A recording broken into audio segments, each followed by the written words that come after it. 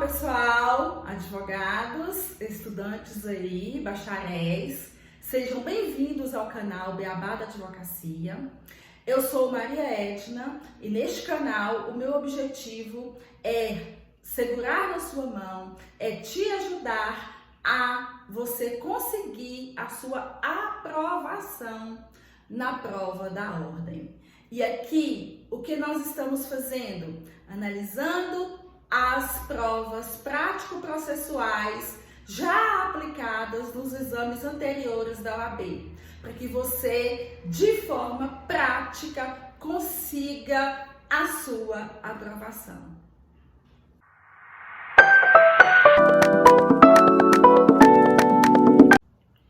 E hoje nós vamos analisar a última prova aplicada agora em 2021.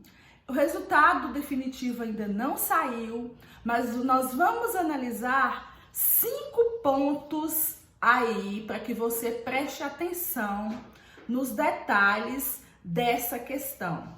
A prova prático-processual tinha 4 questões, uma peça processual e mais 3 questões para serem resolvidas.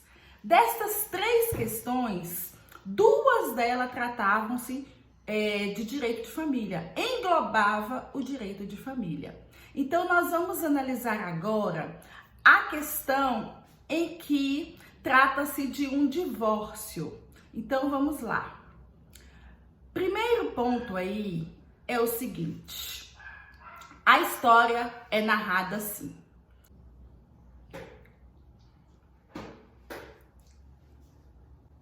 Marcos é casado sob o regime de comunhão parcial com Amália.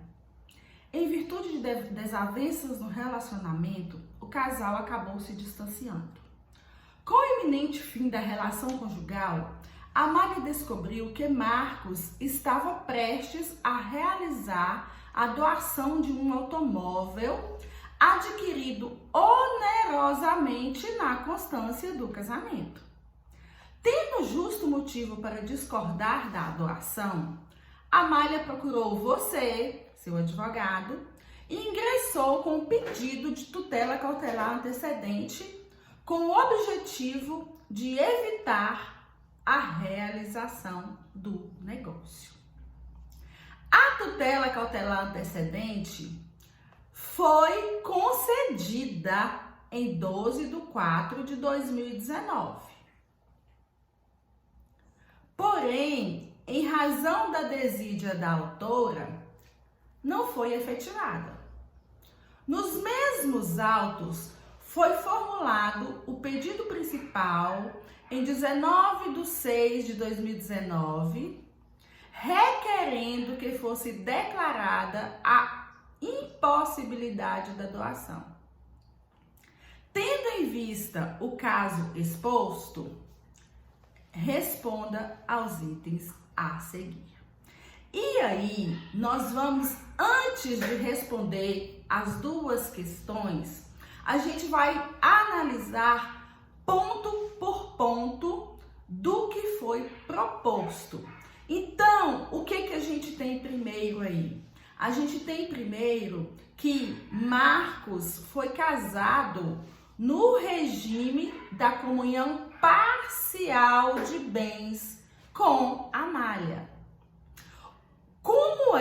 Quais são as características do regime da comunhão parcial? Então, primeiro ponto, a primeira informação, ela já está contida aí. O regime da comunhão parcial de bens, o que acontece com os bens adquiridos na constância do casamento.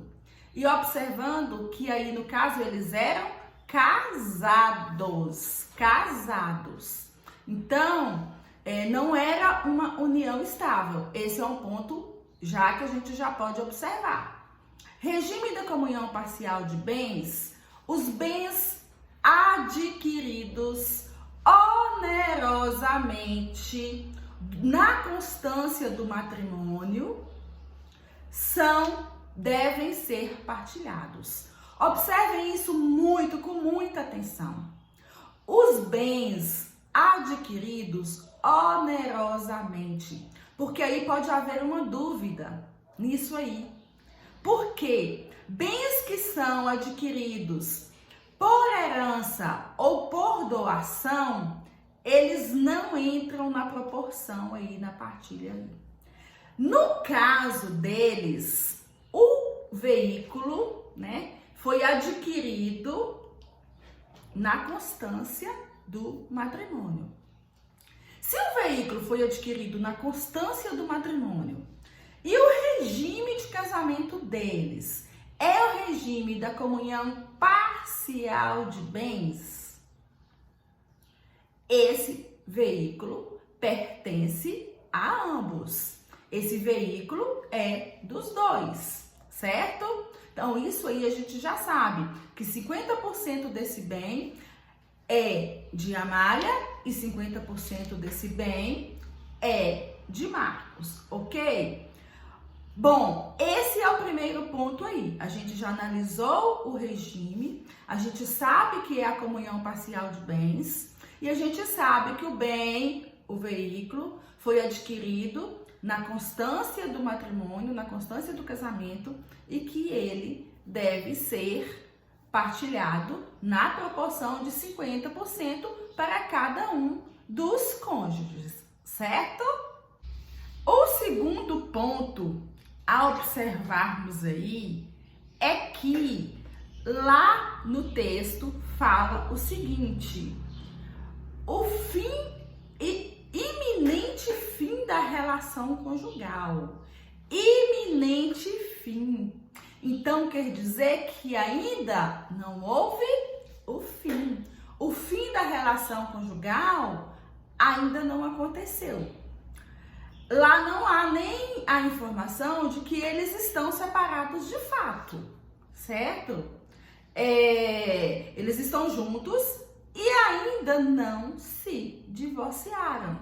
Então, este é um outro ponto a ser observado aí. Por quê? Porque se já houvesse acontecido o divórcio, aí se discutiria quando foi a aquisição desse veículo, se houve separação de fato, se o veículo foi adquirido depois da separação de fato. Mas no nosso caso, no caso da prova prático-processual, da última prova prático-processual que a gente está fazendo análise, o que acontece? Eles não estavam sequer separados de fato. Então, se eles não estavam sequer separados de fato, Marcos, ele só poderia alienar este veículo, seja de que forma for que ele escolher, ele só poderia fazer isso com a anuência de Amália. Se Amália não concorda com isso, ele não pode tomar qualquer atitude antes dessa partilha. E o terceiro ponto é o seguinte: o artigo 1660 fala assim: os bens adquiridos na constância do casamento por título oneroso, ainda que só em nome de um dos cônjuges, entram na comunhão. Esse é o inciso 1 do artigo 1660. O que acontece com o veículo? O veículo está em nome de apenas um dos cônjuges. No caso aí, a gente entende que esteja em nome de Marcos, porque se Marcos está fazendo uma cessão desse bem, é porque ele pode fazer essa cessão desse bem, né? O bem está no nome dele. Mas lá na informação que a gente tem, está dizendo que esse bem foi adquirido pelo casal. Então, se ele foi adquirido pelo casal, o bem não pertence só a ele, embora esteja somente no nome dele.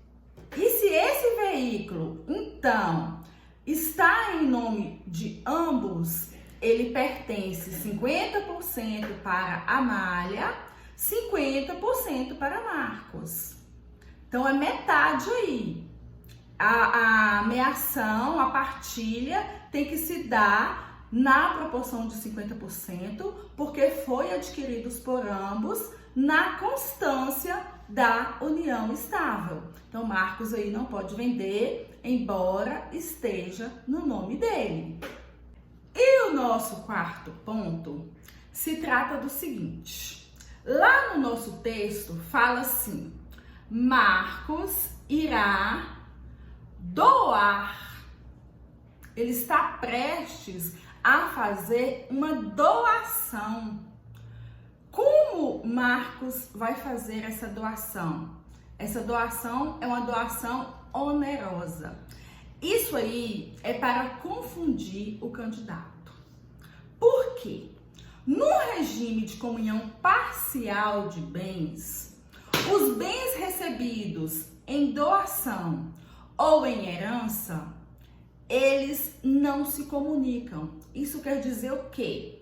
Que o cônjuge, ele não tem direito, ele não terá direito a esse bem que foi recebido em doação ou herança. Só que aí, no caso, ele não está recebendo o bem, ele está doando o bem. E ele pode doar o bem dele para outra pessoa, se esse bem foi adquirido na constância do casamento. Nesse caso, ele não pode fazer a doação. Ele até poderia dispor de 50% desse bem, mas como ainda não houve a partilha, ele não pode fazer isso, tá? Cuidado para não confundir isso aí, porque doação é uma coisa, bens recebidos antes do casamento ou na constância da comunhão parcial é outra coisa. Então aí no caso está se falando que ele está indo fazer uma doação onerosa, certo? E o nosso quinto ponto, que ainda não é o último na análise da nossa peça, é sobre o pedido de tutela cautelar. Lá na peça processual não diz se é antecedente, mas vamos lá para o CPC, para o artigo 305, que diz o seguinte: a petição inicial da ação que visa a prestação da tutela cautelar em caráter antecedente indicará a lide e seu fundamento, a exposição sumária do direito a que se objetiva assegurar e o perigo de dano ou o risco ao resultado útil do processo. O que a gente observa aí? Que o caso de Amália se encaixa exatamente aqui nesse artigo 305. Por quê? Ela poderia já interpor, já propor a ação de divórcio. Mas pode ser que essa ação de divórcio ela demore um tempo muito maior do que o tempo que ela precisa para impedir que ele faça essa doação, que ele efetive essa doação. Então, o que ela fez? Ela fez um pedido ao juiz de que fosse antecipadamente deferida a suspensão dessa doação que o Marcos estava fazendo. Ok, o juiz, verificando que realmente era necessária a concessão, porque lá no parágrafo único diz o seguinte: caso entenda que o pedido a que se refere o caput tem natureza antecipada, o juiz observará o disposto no artigo 303. Então, quer dizer o quê? Ele vai mandar que se explique, que se justifique, que se apresente provas. No caso, a nossa peça já está falando que o juiz deferiu. Então, ele entendeu que ali havia um fundamento, certo? Bom, Se há um fundamento ali para que ele conceda a tutela cautelar antecedente, significa que em 30 dias a Amália teria que propor uma ação própria, que no caso seria a ação de divórcio, aí cumulada, se ela quisesse acumular com outros pedidos, né? Partilha de bens, guarda, alimentos para si, alimentos para filhos. Isso aí, nós não vamos entrar nesse mérito, porque essas informações não são pertinentes aí para o caso que a gente está analisando. O único ponto que a gente tem que analisar aqui é sobre a tutela. Bom, deferiu a tutela. E aí o que a Amália fez? Permaneceu inerte. A Amália permanecendo inerte, o que vai acontecer? No prazo de 30 dias, se ela não entrar com a ação principal, essa decisão ela não vai mais valer. Corre-se o risco, né, de depois de 30 dias, o Marcos conseguir aí efetuar esse processo de doação, conseguir consagrar e concluir essa doação. Bom, aí vem a questão que é a peça processual. Aí vem a questão que você vai fazer. Por quê? Porque a gente vê que o prazo dela passou. Ela perdeu o prazo, né? Então, passaram os 30 dias, um tempo depois, quase 2 meses depois, é que ela foi te procurar para que você tomasse uma providência sobre isso. Qual vai ser a nossa resposta? Qual vai ser a sua resposta para essas duas questões? Isso a gente vai ver agora.